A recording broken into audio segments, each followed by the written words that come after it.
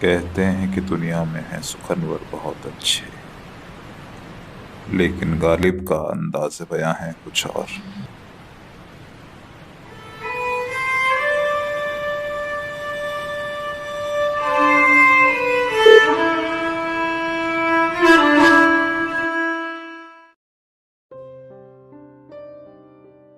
कैसे लिखूं गालिब को, यही सोचता हूं। अगर गालिब को लिखना ही है तो क्यों ना गालिब हो जाऊं। होगा कोई ऐसा भी जो गालिब को ना जाने। शायर तो अच्छा है पर बदनाम बहुत है। 11 बरस की उम्र में लिखना शुरू किया, 13 की उम्र में निकाह। बस यहीं से आगरे का साथ छूट गया।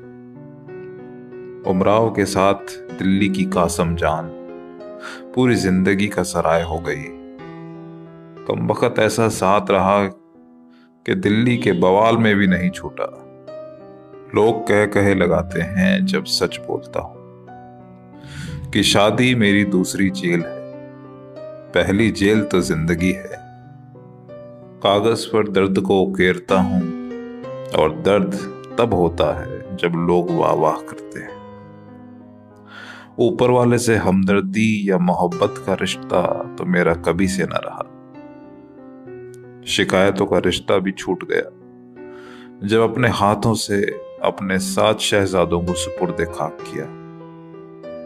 दूध के तो नहीं हो सके वो, हमने अपने दर्द को ही शराब में फना किया।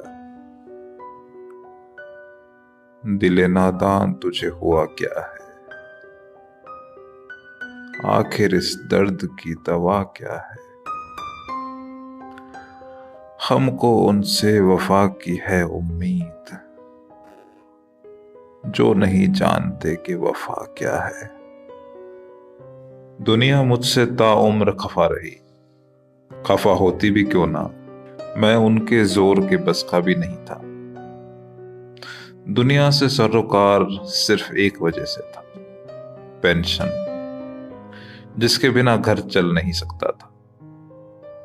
अब शायरी के लफ्जों से यदि पेट भर सकता तो शायद दिल्ली का रजवाड़ा ही कहलाता। लोग कहते हैं कि गालिब पे रोज 4 रुपए शराब पे खर्च करते थे और 4 रुपए गुलाब पे, और घर में नौकर भी 4 थे।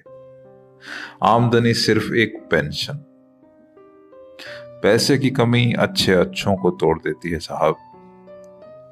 100 रुपए वजीफे के लिए नवाब रामपुर का उस्ताद बनना कबूल किया।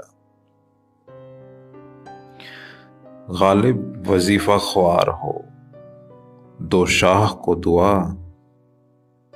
वो दिन गए कि कहते थे नौकर नहीं हूं मैं। शोहरत भी मिली, बादशाह से नाम भी मिला। नज्म उद्दौला और मिर्जा नौशाह के खिताब से भी नवाजा गया। पर खिताब भी तब तक जिंदा रहते हैं जब तक शाह जिंदा रहे। उसके बाद वही दिन और वही रात। पर बहादुर शाह भी बड़ा यार बादशाह था, वो जमाना बड़ा याद रहेगा।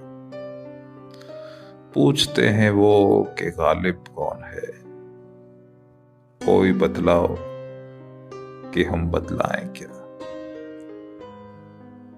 दरबार के खास भी सालों रहे, पर आम से आम आदमी सा रिश्ता कभी टूटा नहीं।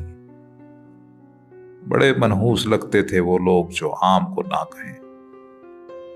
एक साहिबान हमको भी ऐसे मिले जिन्हें आम से परहेज था। हमने उन्हें आम दिया और मियाँ ने गधे के आगे फेंक दिया।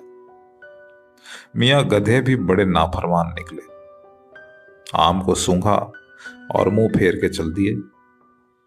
साहब की आंखों में बड़ी चमक के साथ बोलते हैं, देखो असद, आपके गधे भी आम नहीं खाते।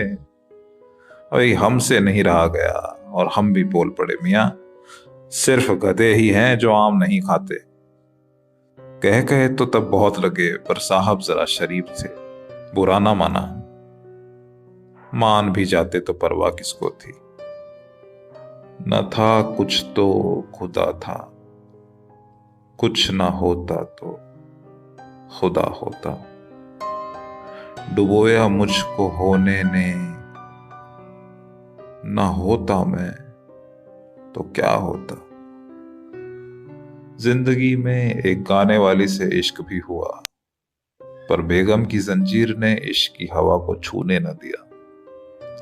बड़ी बदनसीब निकली बेचारी, अर्श से मोहब्बत करते करते इंसान से मोहब्बत कर बैठी।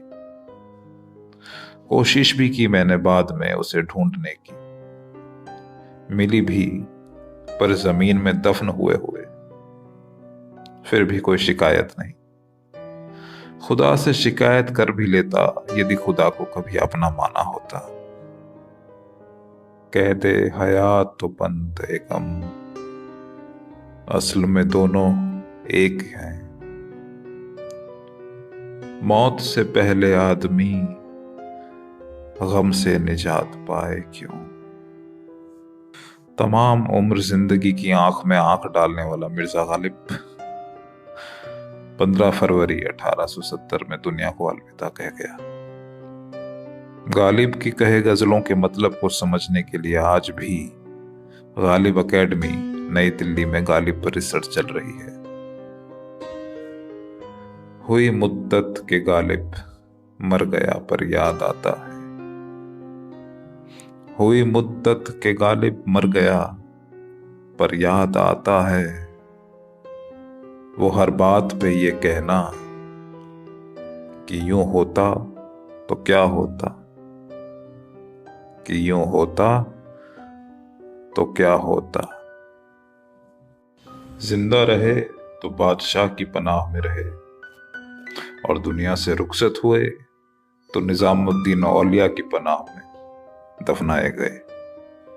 शायरी को समझने की कोशिश बहुत करते हैं लोग, पर वो ये नहीं समझते कि शायरी एक जज्बात है जो समझी नहीं जा सकती, सिर्फ उसे जिया जा सकता है।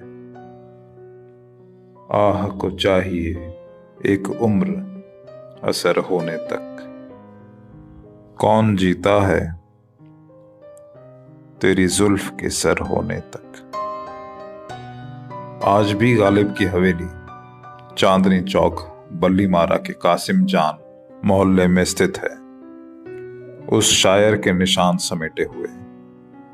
मुफलिसी में भी जिस शान के साथ उस शायर ने अपनी जिंदगी बसर की, आज भी उसकी हवेली उसी मुफलिसी को बयान करती है। पर जब भी उस वीराने में वो चेहरा दिखाई देता है तो वो वीरान हवेली भी उसके नूर से रोशन दिखाई देती है। ये एक छोटी सी कोशिश थी